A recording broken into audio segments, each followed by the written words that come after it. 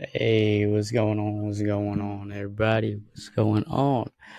Welcome back to another episode of the Mo Love Podcast, Honest Conversations with Mo. Uh, as you may or may not know, today's the big 3-0, 30th birthday. Wanted to drop a quick little episode as, as I kind of discussed throughout this season, just getting to this point of 30 and kind of what it means to, let go of my 20s and move on to, that next chapter um, in life. So, yeah, just want to get right into it. For this episode, I kind of want to talk about the concept of leaving no stone unturned. And by leaving no stone unturned, I mean just really kind of putting ourselves out there and challenging ourselves in the world that we're in. As I'm currently for my 30th enjoying a nice trip out in Turks and Caicos, and have a good time. But in terms of leaving no stone unturned is just the things I'm even learning about myself on this trip. It hasn't been picture perfect, of course, as far as the trip, but still trying to find ways to have fun. I think that's the point of kind of leaving no stone unturned, is where we're challenging ourselves to find new ways to become better versions of ourselves. And in terms of leaving no stone unturned, just pursuit of, whatever dream or whatever passion you have in this world, and going for it, with 100% conviction and 100% focus. And obviously, it can be challenging at times. But it's important to kind of learn ourselves in that way in which we're reshaping ourselves and reshaping ourselves in the sense of what part of ourselves are we not challenging.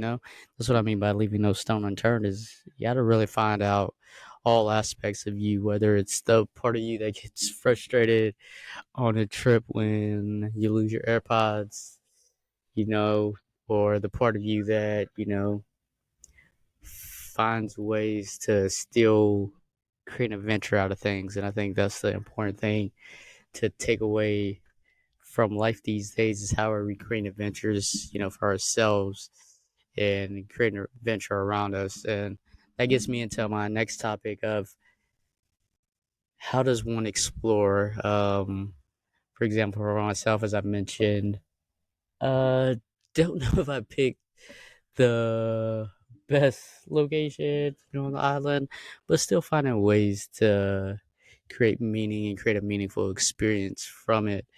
Um, really just, making the most of it. And honestly, my intended purpose of this trip for me was just to relax and kind of get away. And I'm still able to do that. Um, Although my ideal exploration isn't going as how I occurred. So I think when you're exploring, whether it's another country, another city, another state, what parts of you are you also exploring? What are you learning about yourself along the way on the trip?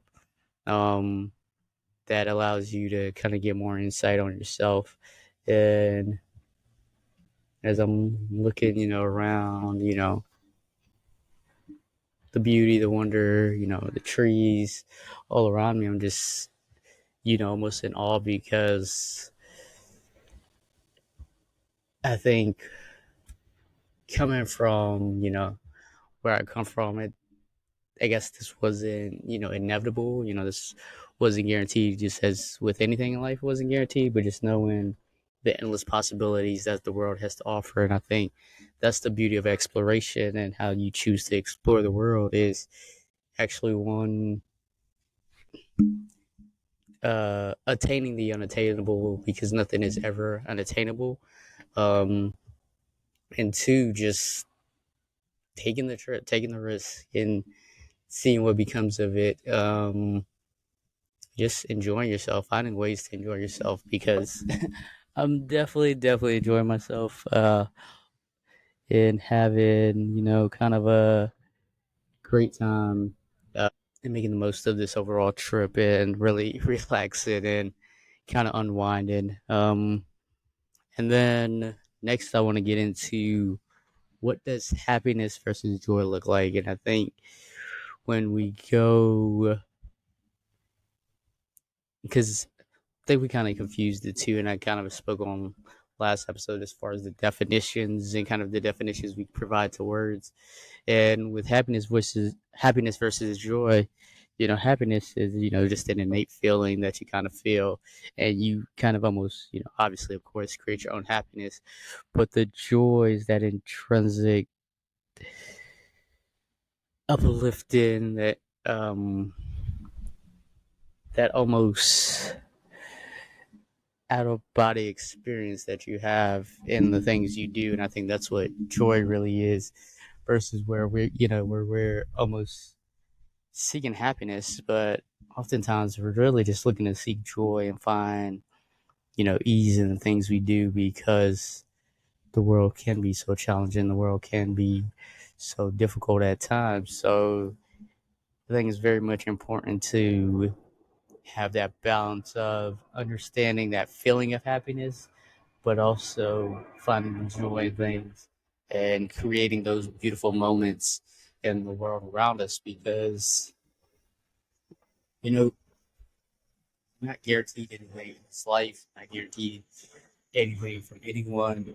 So cultivating your own happiness is reliant upon you, but cultivating joy, cultivating joy can happen in any moment. And, happiness is a feeling, as I said. Cultivating joy is the real spark and the real,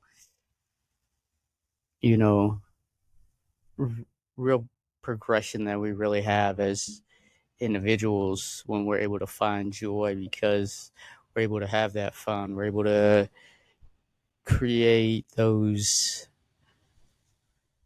proper boundaries for ourselves, because we're aligning ourselves with the ideals and the values that are true to us. And that's where you can really find joy in the things you do, because you're staying true to yourself, versus when you're being happy or when you're feeling this rush to chase happiness.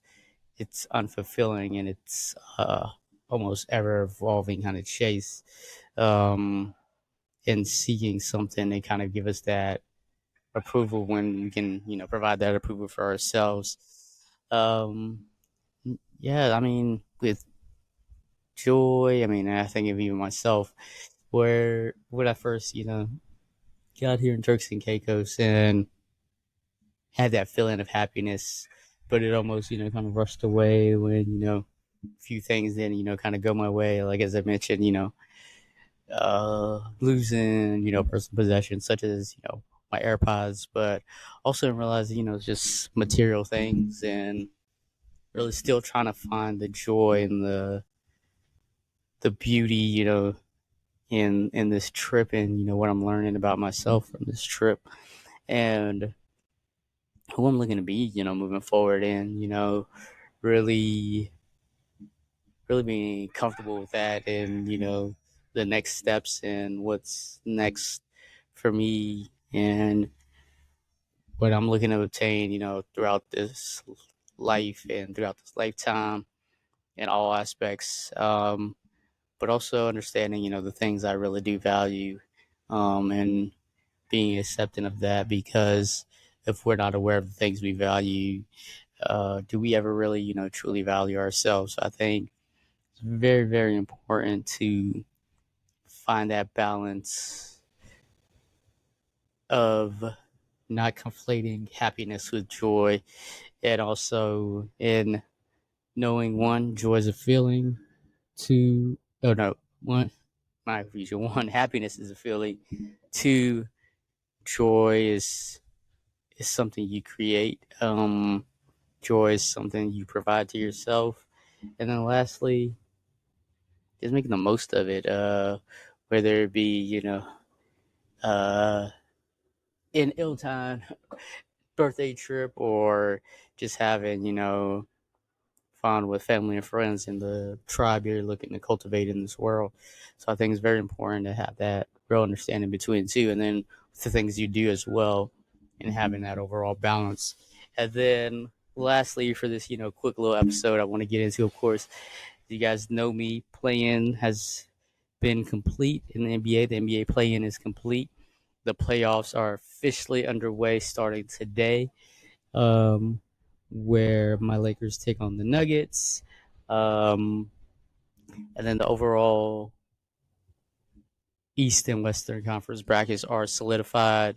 As we know, the one seeded Oklahoma City Thunder will play the New Orleans Pelicans. The number two seeded Denver Nuggets will play against my Los Angeles Lakers. The three seeded Clippers go up against the Dallas Mavericks. And lastly, the Phoenix Sun go up against the Minnesota Timberwolves. The 4 seed Timberwolves go up against the 5 seed Phoenix Suns in the Western Conference. And then in the Eastern Conference, we've got the 1 seed Celtics, boo, uh, going up against the Miami Heat. And the 2 seeded Knicks going up against the Philadelphia 76ers. The 3 seeded Cavaliers, no, 3 seeded Pacers going up against the 3 seeded Bucks going up against the Pacers, and then the 4 seeded Cavs going up against the Orlando Magic.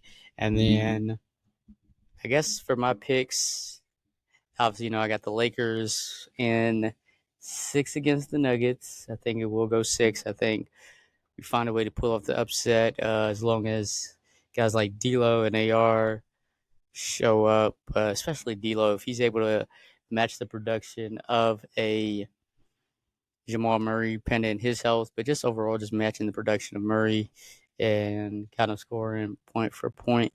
Where if we can get at least 20 from D'Lo, maybe 15 to 20 from AR, and then I think our key for this series, of course, is going to be Rui Hachimura, and I think Rui is going to be vital in this series in the sense of is he able to score and create, opportunities for himself, and then 2, just finding out how to hit a bucket throughout this series. And I think it'll be vital, especially depending how, AD shows up, and of course LeBron's going to be LeBron come playoff time. But I do think we prevail over the Nuggets in 6.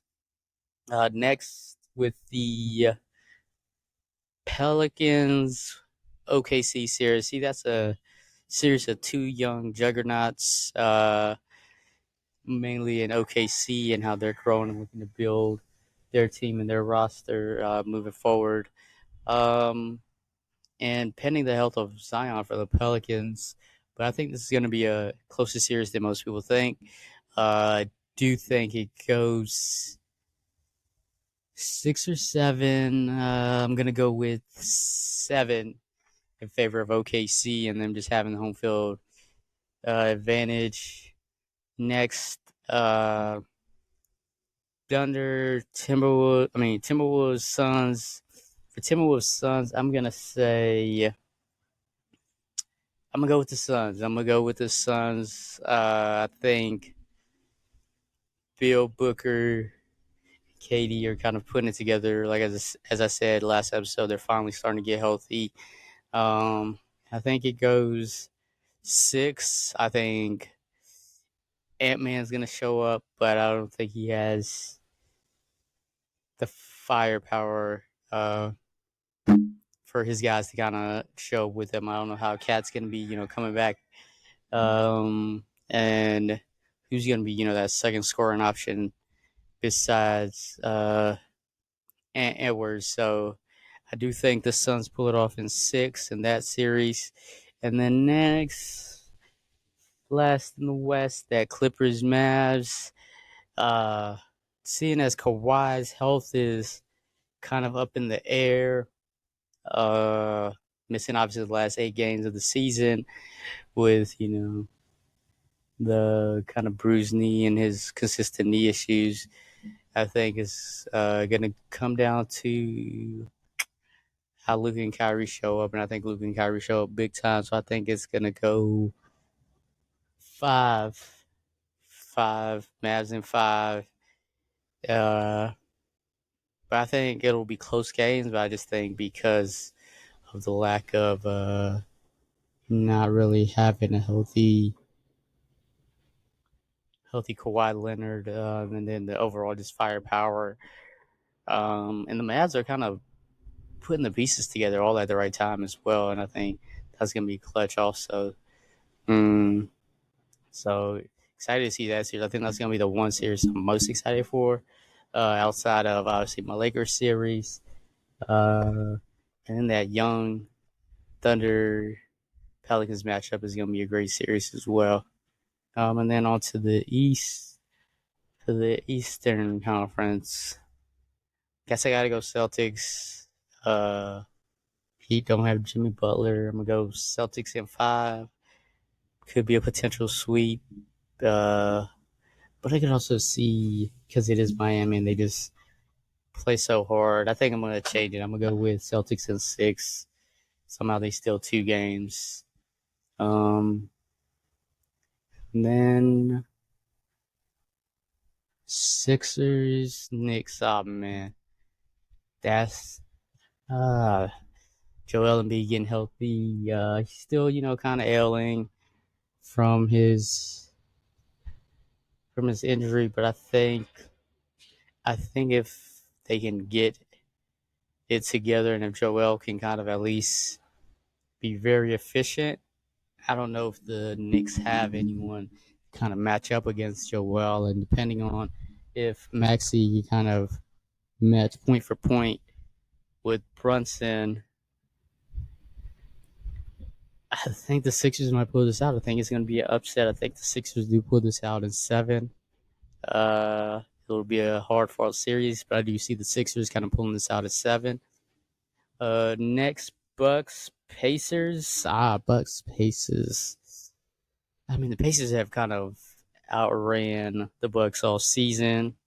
Obviously, it is playoffs, so it'll be a bit more half court offenses. So it's going to be a matter of the Pacers can keep up their offensive production. It's going to be a bit tougher, and if they can get stops. But I do see Pacers in 6. Pacers in 6 only due to the unknown of when Giannis will be back, and if if Dame has enough to kind of carry this Bucks team without Giannis for the time being, because I think really Middleton not having showed up this season as of yet. If it is going to be Middleton come playoff time, if he shows up, that could change the series. But I do still see Pacers in 6, and then Cavs Magic. Another young stars, Spider versus Paolo, Garland, Jared Allen, Jalen Suggs. It's going to be a great series, and I think this one goes 7. I think Orlando in 7. I think just Paolo is going to show kind of superstar he is during the playoff run and kind of that start. I don't know if they'll go far beyond the second round, but I will say they will pull off. I guess it's considered upset. Not really. It's probably the best matchup in the overall throughout the playoffs. But I say Magic in 7. But yeah, just wanted to hop on here real quick. Talk to y'all for a little bit. Said 30th birthday. Kind of excited for what's next. And excited for all the endless possibilities, as I said. And definitely will not be my last time in Turks and Caicos, God willing, of course. But yeah, and the endless adventures that are ahead for me, I'm excited for. As I mentioned before, endless connections, cultivating, relationships building, and yeah, just excited for what's ahead. But like I said, just wanted to drop a quick little episode for you all. Just wanted to get some thoughts out as go as I enjoy the rest of my 30th birthday. So I appreciate y'all as always, just tuning in, taking the chance to listen to me pretty much ramble most of the time. So as always, I appreciate y'all. Y'all have a good one, and until next time, peace.